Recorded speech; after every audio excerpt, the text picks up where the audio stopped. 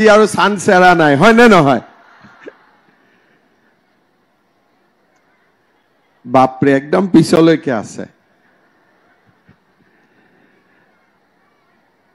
আজি আমাৰ সভাত আমাৰ মাজত উপস্থিত গুৱাহাটী লোকসভা সমষ্টিৰ সাংসদ বিজুলী কলিতা মেধি ডাঙৰীয়ানী পশ্চিম গুৱাহাটী সমষ্টিৰ বিধায়ক ৰমেন্দ্ৰ নাৰায়ণ কলিতা ডাঙৰীয়া অসম চৰকাৰৰ অতিৰিক্ত মুখ্য সচিব বি কল্যাণ চক্ৰৱৰ্তী ডাঙৰীয়া কামৰূপ মহানগৰ জিলাৰ আয়ুক্ত সুমিত সাতাৱন ডাঙৰীয়া ASRLMৰ মিছন ডিৰেক্টৰ কুন্তলমণি শৰ্মা বৰদলৈ গুৱাহাটী মহানগৰ ভাৰতীয় জনতা পাৰ্টিৰ সভাপতি তপন দাস ডাঙৰীয়া আমাৰ জিলা পৰিষদ পঞ্চায়ত আৰু উত্তৰ গুৱাহাটী পৌৰসভাৰ অধ্যক্ষাকে ধৰি আমাৰ পাৰিষদ আৰু সদস্যসকল উপস্থিত আইমাতৃসকল আৰু সুধীবৃন্দ আজি যেহেতু আমি চেক লবৰ কাৰণে আহিছো সেই কাৰণে মই বহুত বেছি দীঘলীয়াকৈ নকওঁ কাৰণ আপোনালোক 8টা বজাতে আহিছে আৰু চেকখন লওঁতেও অলপ সময় লাগিব সেই কাৰণে মই অতি থুলমূলকৈ কেইটামান কথা আপোনালোকক বুজাই দিব খোজো আমাৰ ৰাজ্যত 4 লাখ আত্মসহায়ক গোট আছে আৰু তাৰ লগতে NURLM অৰ্থাৎ নগৰতো আমাৰ আত্মসহায়ক গোট আছে আৰু নগৰতো আমাৰ প্ৰায় 50,000 আত্মসহায়ক গোট আছে তাৰ মানে 4 লাখ আত্মসহায়ক গোটত 40,000 গৰাকী মহিলা 40 লাখ মহিলা জড়িত হৈ আছে এই 40 লাখ মহিলা ইমান দিনে আমি এটা গোটত আছো আৰু গ্ৰেডিং অনুসৰি আমাৰ গোট বিলাকে ৰিভলভিং ফান্ড বা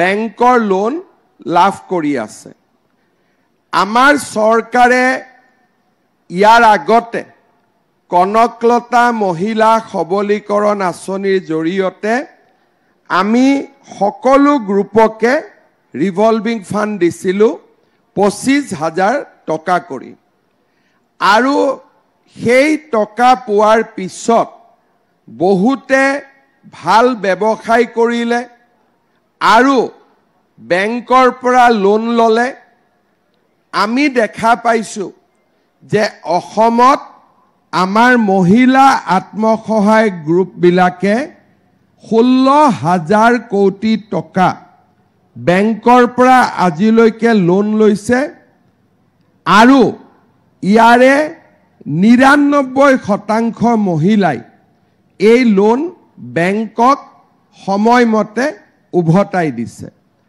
মাইক্ৰ ফাইনেন্সৰ সময়ত সুদ বেছি থকা কাৰণে আমাৰ মহিলাসকলে বেংকৰ পৰা লোৱা লোন সময়মতে ঘূৰাই দিব পৰা নাছিলে বা মাইক্ৰ ফাইনেন্স কোম্পানীৰ পৰা লোৱা লোন সময়মতে ঘূৰাই দিব পৰা নাছিলে কিন্তু আত্মসহায়ক গোটত যেহেতু আমি বেংকৰ পৰা লোন লওঁ আৰু বেংকৰ সুতৰ হাৰ কম তাৰ কাৰণে আমাৰ 99% মহিলাই বেংকৰ লোন সময়মতে উভতাই দিছে 40 লাখ মহিলাৰ ভিতৰত 8 লাখ মহিলাই ইতিমধ্যে বছৰত 1 লাখ টকা উপাৰ্জন কৰা আৰম্ভ কৰিছে তেওঁলোকক আমি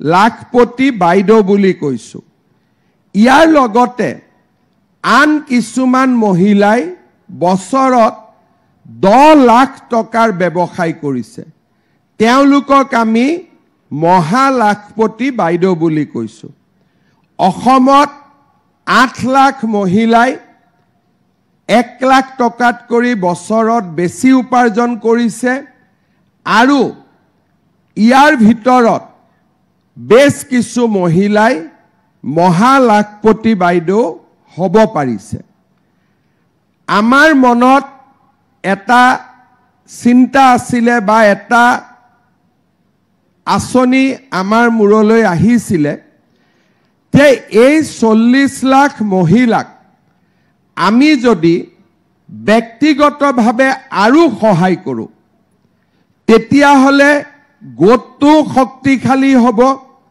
আৰু মহিলাগৰাকীয়ে নিজেও কিবা এটা কৰিবৰ কাৰণে উৎসাহ পাব সেই কাৰণে আমি এই আঁচনিটো আনিছিলোঁ যে মুখ্যমন্ত্ৰীৰ মহিলা উদ্যমিতা আঁচনি এই আঁচনিত আমি কেইটামান নিয়ম কৰিছিলোঁ যে যদি কোনোবা পৰিয়ালৰ 3টাতকৈ বেছি শিশু থাকে তেওঁলোকক আমি এই আঁচনিখনত অন্তৰ্ভুক্ত নকৰোঁ সকলোৱে সঁচা কথা লিখা নাই কোনোবাই 4টা থাকিলেও 3টা বুলি লিখি লৈছে আৰু মই ইমান হয়নে না মই ঠিক কৈছো নে নাই যি নহওক এতিয়া এই 10,000 টকা আমি বেছি প্ৰশ্ন কৰা নাই যোন মহিলাই যেনেকে কৈছে তেনেকে আমি কৰি দিছো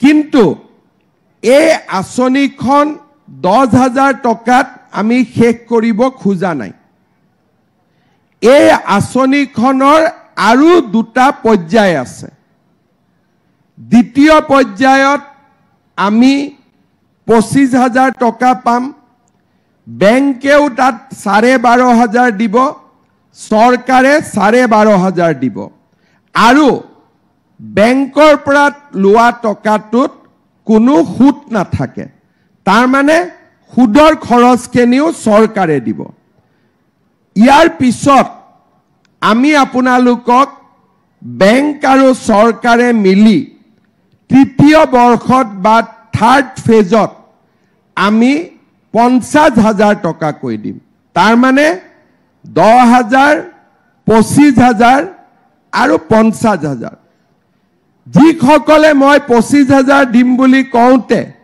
বিশ্বাস কৰা নাছিলে আজি ইমান মহিলাই 10,000 টকা কৈ পাইছে এতিয়াতো মনত বিশ্বাস আহিছে না সকলোৰে যে 25,000 পাম বুলি বিশ্বাস আহিছে না নাই আহা এতিয়া আমি 25,000 টকাটো পাবৰ কাৰণে কি কৰিব লাগিব আজি 10,000 টকাটো লৈয়ে ঘৰত গৈ এটা মোবাইল কিনি দিব লাগিব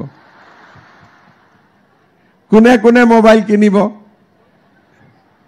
কোনে কোনে মোবাইল কিনিব তাৰ মানে আপোনালোকে বুজি পাইছে যে এই 10,000 টকাটো লৈ আমি কোনেও মোবাইল নিকিনো এই 10,000 টকাটো আমি ভাল কামত ব্যৱহাৰ কৰিম এতিয়া ভাল কাম মানে কি মই 3টা ৰাস্তা আপোনালোকক দেখুৱাব খুজিছো প্ৰথম আজি আমি 10,000 টকাটো পালো 10,000 যদি আমি গ্ৰুপৰ একাউণ্টত দি দিও আমাৰ 1 লাখ টকা হ'ব আৰু 1 লাখ টকা দি আমি গ্ৰুপটো সুন্দৰ কৰি চলাব পাৰিম আৰু এটা গ্ৰুপৰ বেংক একাউণ্টত যদি 1 লাখ টকা থাকে বেংকে তেওঁলোকক লোন দিবৰ কাৰণে কোনো চিন্তা নকৰে এইটো হল প্ৰথম পৰামৰ্শ দ্বিতীয় বুলে নহয় আমি গ্ৰুপত নিদিও কাৰণ আমাৰ গ্ৰুপৰ একাউণ্ট বেলেগে আছে আমি নিজে খৰচ কৰিম কোনো আপত্তি নাই মৌমাখি তাঁতশাল আমাৰ পিঠা পনা বা মুৰ্গী গাহৰি আমি যি ব্যৱসায় কৰোঁ মাত্ৰ 1 বছৰ পিছত চৰকাৰ যেতিয়া আপোনালোকৰ ওচৰত আহিব আপোনালোকে দেখুৱাব লাগিব যে এই 10,000 টকা আমি এই ধৰণে ব্যৱহাৰ কৰিছিলোঁ। তৃতীয়, বোলে মই নিজেও কৰিব খোজা নাই, গ্ৰুপতো দিব খোজা নাই। কিয়? যে মোৰ ঘৰত বা হাজবেণ্ডৰ ইতিমধ্যে এটা ব্যৱসায় আছে, কাৰোবাৰ দোকান আছে, কাৰোবাৰ ট্ৰেক্টৰ আছে, কোনোবাই সৰু সুৰা ব্যৱসায় কৰিছে। হাজবেণ্ডৰ ব্যৱসায়তো যদি এই 10,000 টকা দিয়ে আমাৰ কোনো আপত্তি নাই। তাৰ মানে তিনিটা ৰাস্তা, ঘৰৰ ব্যৱসায়ত দিয়ক বা নিজে ব্যৱসায় কৰক, নহলে গ্ৰুপত দিয়ক। এই তিনিটা কামৰ যিটো কামে আপোনালোকে কৰে, আমি আপোনালোকক অহাবাৰ 25,000 টকাকৈ আমি আপোনালোকক দিম আৰু তেনেকৈ লাহে লাহে 8 লাখ লাখপতি বাইদেউৰ পৰা আমি 40 লাখ লাখপতি বাইদেউ বনাবৰ বাবে চেষ্টা কৰিম। কিন্তু এই যে 10,000 টকা আমি পালো, অলৰেডি আমাৰ ঘৰত 3টা সন্তান আছেই, বোলে ইয়াৰ মাজতে 4 নম্বৰ বাচ্চাটো হৈ গ'ল। মই সুধিলো কেনেকে হ'ল? বোলে আল্লাই দিলে, বোলে ভগৱানে দিলে। আল্লাই কাকো বাচ্চা নিদিয়ে, বাচ্চা হাজবেণ্ড আৰু ৱাইফৰ মিলামিছাতে হয়, আল্লাই কোনো ওপৰৰ পৰা নিদিয়ে। দিয়ে নেকি? সেইকাৰণে যিসকলে আল্লাক দোষ দিব বা ভগৱানৰ কথা ক'ব, তেওঁলোকে নাপাব। 3টালৈকে ঠিক আছে, নে 2টা ক'ব লাগে, মই 3টা কৈ দিছোঁ যে যি নহওক। কিন্তু 3টাৰ ওপৰত যদি আকৌ আমাৰ এই বছৰটোৰ ভিতৰত আকৌ বোলে আমাৰ ঘৰত বাচ্চা হ'ল, তেতিয়া বাচ্চাক চামনে ব্যৱসায় কৰিম? তেতিয়া আমি কম যে বাচ্চাৰ যিহেতু জন্ম হৈছে, বাচ্চাটোক ভালকৈ চোৱা চিতা কৰক, এতিয়া ব্যৱসায় কৰাৰ দৰকাৰ নাই, হয়নে নহয়? বাচ্চাটো জন্ম দিলেতো ঘৰত ভাল কৰি চাব লাগিব নহয়? আৰু 1 বছৰতো বাচ্চাক গাখীৰ খুৱাব লাগিব, যত্ন ল'ব লাগিব। সেইকাৰণে এই বছৰটোৰ মাজত আৰু এটা বাচ্চা হ'ব নালাগে আৰু আল্লাহক দোষ দিব নালাগে। ঠিক আছে? এইটো হ'ল মেইন কথা। ইয়াৰ পিছত আপোনালোকে এই 25,000 টকাও পাব আৰু 50,000 টকাও পাব। কিন্তু ইয়াৰ মাজত আৰু এটা চৰ্ত আছে, 25,000 পাবলৈ আকৌ বিজেপি চৰকাৰো হ'ব লাগিব। হ'ব লাগিবনে নাই? বিজেপি চৰকাৰ হ'বনে নহ'ব? ঠিক আছে। এতিয়া মই আৰু কেইটামান কথা কৈছোঁ। এই মহিলা উদ্যমিতা আঁচনিৰ লগে লগে আমাৰ যত্ন যে আমাৰ অসমৰ দৰিদ্ৰ আৰু মধ্যবিত্ত পৰিয়ালবিলাক অকণমান যাতে তেওঁলোকে শান্তিত আৰু অকণমান যাতে কষ্ট নোপোৱাকৈ থাকিব পাৰে। অহা 17 ছেপ্টেম্বৰ প্ৰধানমন্ত্ৰী নৰেন্দ্ৰ মোদী ডাঙৰীয়াৰ উপজা দিন। এই 17 ছেপ্টেম্বৰ তাৰিখে আমি অৰুণোদয় আঁচনিৰ 3য় সংস্কৰণ আমি পুঁজি বেংকলৈকে প্ৰেৰণ কৰিম। ইয়াৰ লগত অৰুণোদয় লগত এইবাৰ আপোনালোকৰ ঘৰত আমি এখন ফৰ্ম দিছোঁ, গেছৰ ফৰ্ম। পাইছেনে নাই আপোনালোকে?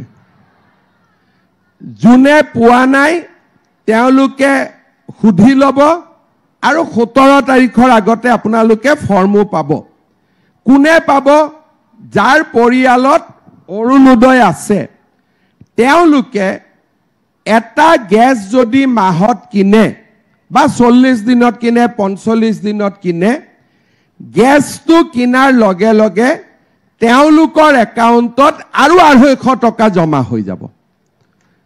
1250 অৰুণোদয় হ'ল, লগত আৰু 250 টকা গেছ কিনাৰ নামত হ'ল তাৰ মানে যোনে গেছ 550 টকাত কিনে হি এতিয়া গেছ 300 টকাত পাব যোনে 950 টকাত কিনে তেওঁলোকে আমি হিসাব কৰিলে 700 টকাত পাব ইয়াৰ লগতে 1 নৱেম্বৰৰ পৰা ৰেশন কাৰ্ড কাৰ কাৰ ঘৰত আছে হাত দাঙকচোন সবৰ ঘৰতে আছে নাই কাৰ কাৰ হাত দাঙক যিখিনি নাই তেওঁলোকে বুথ কমিটিক আমাৰ যোগাযোগ কৰিব আমাৰ ৰেশন কাৰ্ড আছে আমি আপোনালোকক দিয়াৰ ব্যৱস্থা কৰি দিম ঠিক আছে এতিয়া আমাৰ যিসকলৰ ৰেশন কাৰ্ড আছে 1 নৱেম্বৰ তাৰিখৰ পৰা তেওঁলোকে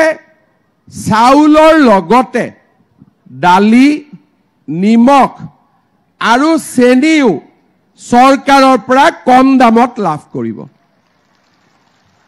তাৰ মানে এতিয়া আপোনালোকে এখন লিষ্ট মনত পেলাওক এটা মহিলা উদ্যমিতাত পালো দ্বিতীয় অৰুণোদয় পালো তৃতীয় আমি গ্যাস পালো চতুৰ্থ আমি দালি নিমখ চেনিও আমি কম দামত পালো চাউল বিনামূলীয়াকৈ পালো ৰেশন কাৰ্ডখন হাতত থাকিলে 5 লাখ টকালৈকে আমি চিকিৎসাও আমাৰ বিনামূলীয়া হ'ল কিষাণ সন্মান নিধিও পালো ছোৱালী যাৰ যাৰ ঘৰত আছে কলেজত যায় তেওঁলোকে নিযুত মইনাও পাব আৰু এইবাৰ যিসকলৰ ঘৰত মেট্ৰিক ক্যান্ডিডেট আছে তেওঁলোকক আমি মেট্ৰিক পৰীক্ষালৈকে মাহত 300 টকা কৈও আমি দি থাকিম যাতে লৰা ছোৱালীখিনিয়ে কিতাপো কিনিব পাৰে আৰু অন্তত ঘৰত গাখীৰ এগিলাস হলেও চৰকাৰৰ টকাৰে খাব পাৰে আজি অসমত বহুত চৰকাৰ আছিল কিন্তু কোনো চৰকাৰে দুখীয়া আৰু মধ্যবিত্ত মানুহৰ কাৰণে চিন্তা কৰা নাছিল মই বিশ্বাস কৰো যে ঘৰত যদি মহিলা গৰাকীয়ে অলপ হলেও উপাৰ্জন কৰে বা মহিলা গৰাকীয়ে যদি সমাজৰ খবৰ অলপ হলেও ৰাখে মহিলা গৰাকী যাতে অলপ হলেও সক্ৰিয় হয় তেতিয়া হলে পৰিয়ালটো সুন্দৰভাৱে পৰিচালনা হয় আৰু আমাৰ নাৰী সশক্তিকৰণৰ কামত আমি আগবাঢ়িব পাৰো আজি যি মহিলা ঘৰত থাকে একো কামে নকৰে মাত্ৰ লৰা ছোৱালী চাই হিও ভাল কোনো অসুবিধা নাই কিন্তু অলপ যদি সমাজত উলাই আহে গ্ৰুপ হয় অকনমান গধূলি মহিলাসকলে লগ লাগি কিবা এটা কৰাৰ কথা চিন্তা কৰে তেতিয়া হলে আমাৰ হাজবেণ্ডৰ কষ্ট বহুত পৰিমাণে কমি যায় বহুতে মোক খুধে যে আপুনি অকল মহিলাকে দি থাকে পুৰুষকে নিদিয়ে কিন্তু মহিলা গৰাকীক দিয়া মানে টকাটো ঘৰলৈকে যায় পুৰুষক দিলে টকাটো বজাৰতো খৰচ হ'ব পাৰে কিন্তু মহিলা গৰাকীয়ে 100 টকাৰ 100 টকাই কেতিয়াও নিজৰ কাৰণে খৰচ নকৰে পৰিয়ালটোৰ কাৰণে খৰচ কৰে আৰু মহিলাক দিয়া মানে পৰিয়ালটোক দিয়া পুৰুষক দিয়াৰ মানে 100% পৰিয়ালটোত নাযাবও পাৰে কিন্তু মহিলাক দিলে 100% পৰিয়ালৰ তাত টকা যাবই এই কথাখিনিৰে আমি আজি দেখা পাইছো আৰু অসমত যেতিয়াৰ পৰাই মহিলা স্বাৱলম্বী গোট আত্মসহায়ক গোট আৰম্ভ হৈছে তেতিয়াৰ পৰা আমাৰ সমাজতো নেতৃত্ব লোৱাৰ কামতো মহিলাসকল বহুত পৰিমাণে আগবাঢ়ি গৈছে আমাৰ সমাজখনো সুৰক্ষিত হৈছে আজি যোৱা 4টা বছৰত মহিলাৰ বিৰুদ্ধে অপৰাধ কমিছে মহিলাক সন্মান কৰিছে মানুহে আৰু আমাৰ ৰাজ্যখন সুন্দৰ কৰি আগবাঢ়ি গৈছে। এইবাৰ মুখ্যমন্ত্ৰী হিচাপে মই নতুন আছিলোঁ, শিকোতে বুজোতে সময় লাগিলে। অহা বছৰ আমি ইয়াতকৈও মহিলাৰ কাৰণে আৰু ভাল ভাল আঁচনি লৈ আহিম, যাতে আমাৰ মহিলাসকল সকলো দিশতে শক্তিশালী হৈ থাকিব পাৰে। আজি মই বহুত দীঘলীয়াকৈ নকওঁ, আমাৰ আজি বেলেগ বেলেগ সমষ্টিত প্ৰায় 40,000 মহিলাই একোটা সমষ্টিত এই মহিলা উদ্যমিতা অভিযান লাভ কৰিছে। কিন্তু জালুকবাৰী সমষ্টিত যেহেতু বহুতখিনি মহানগৰত পৰে, আমাৰ ইয়াত হিতাধিকাৰী বহুত নাই। আজি আমাৰ উত্তৰ গুৱাহাটী টাউন কমিটিৰ পৰা আহিছে আৰু ৰামচৰণী মৌজা বা আমাৰ এই 5খন পঞ্চায়তৰ আইমাতৃসকল ইয়াত আছে। 12,000 মহিলাই আমাৰ জালুকবাৰী সমষ্টিত উপকৃত হৈছে। আজি 7,000 মহিলা ইয়াত আছে। পাণ্ডু মালিগাঁও আমি বাকী মহানগৰৰখিনিক বেলেগ এখন মিটিং কৰি আমি তেওঁলোককো মাতি এদিন এই পুঁজি বিতৰণ কৰি দিম। এতিয়া এই পুঁজি ল'বৰ কাৰণে আপোনালোক যদি সব কাউণ্টাৰত থিয় হয়, ৰাতিলৈকেও আপোনালোকে চেকখন নাপাব, কিন্তু সোনকালে ঘৰত যাব লাগে। সেইকাৰণে আমি ইয়াতে চেকখিনি ভিঅ' আৰু ALFৰ হাতত আমি ইয়াত দি দিম। তেওঁলোকে নামি গৈ গ্ৰুপৰ প্ৰেছিডেণ্টৰ হাতত দিব আৰু প্ৰেছিডেণ্টে ইয়াতেই মহিলাসকলক বিলাই দিব। চেক নোলোৱাকৈ ঘৰত নাযাব, চেক লৈ যাব, নহ'লে আকৌ ঘৰত মালিকে সুধিব চেক ল'ব গৈছিলি নহয় ৰাতিপুৱা 8টাত কি লৈ আহিলি বুলি, হয় নহয়? আগতে দুই এবাৰ মিটিঙত যাওঁতে কৈছে কোনোবাই যাৰ মালিকবিলাক কংগ্ৰেছ হয়, হে গৈ থাক, নিদিয়ে যাম CM তহঁতক এনেই ঘূৰাই ফুৰাইছে। যি বিজেপি হয় মোৰ ওপৰত ভৰসা আছে, কিন্তু কংগ্ৰেছীবিলাকেতো কৈ আছিলে নিদিয়ে বুলি, হয় নে নহয়? গতিকে আজি আপোনালোকে যাৰ হাজবেণ্ডবিলাক কংগ্ৰেছ, তেওঁলোকক গৈ ক'ব যে CM যি কয় তাকে কৰি দেখুৱাই, আজিৰ পৰা তহঁতিও বাবা বিজেপি হৈ যা। ঘৰত কাৰ কথা চলে? আপোনালোকৰ কথা চলে নে ঘৰত মালিকৰ কথা চলে? হা? মহিলাৰ কথা চলিব লাগে।